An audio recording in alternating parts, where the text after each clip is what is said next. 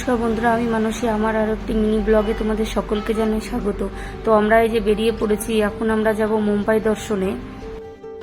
আর আমরা এই যে প্রথমেই চলে এসেছি মুম্বাইয়ের সিদ্ধিবিনায়ক মন্দিরে। আর এসে এই যে লাইনে দাঁড়িয়ে পড়েছি।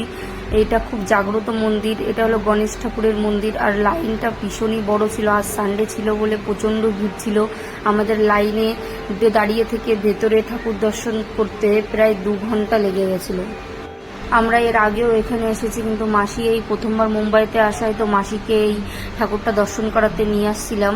আর আমার বরের অফিসে কাজের চাপ এত বেড়েছে যে ও স্যাটারডে সানডে ছাড়া আমাদের ঘোরাতে নিয়ে যেতে পারছিল না।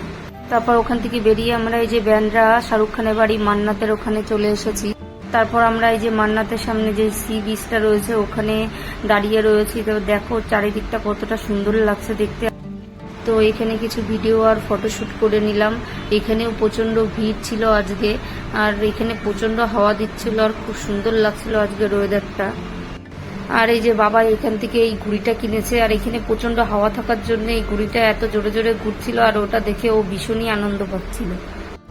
তারপর ওখান থেকে আমরা ব্যান্ড্রা উল্লি সিলিং ব্রিজে চলে এসেছি। দেখো এখান থেকে মুম্বাইটা দেখতে কতটা সুন্দর লাগে, আর ব্রিজটাও কতটা সুন্দর লাগছে দেখতে। এই যে আমরা তারপর কমলা নেহরু পার্কে চলে এসেছি। তো আজকে আমরা মুম্বাইতে যে কটা ফেমাস জায়গা রয়েছে তো সেই জায়গায় ঘুরেছি। কেননা তোমরা এর আগের ভিডিওতেই দেখেছো আমরা gate of India, Taj hotel ওই সাইডটা দিয়ে ঘুরে এসেছি। তো ওই সাইডটা আর যাইনি। আর এই পার্কে সব থেকে বেশি ভালো লাগছিল এই ফুল গাছটা, খুব সুন্দর দেখতে লাগছিল এই ফুল গাছটা।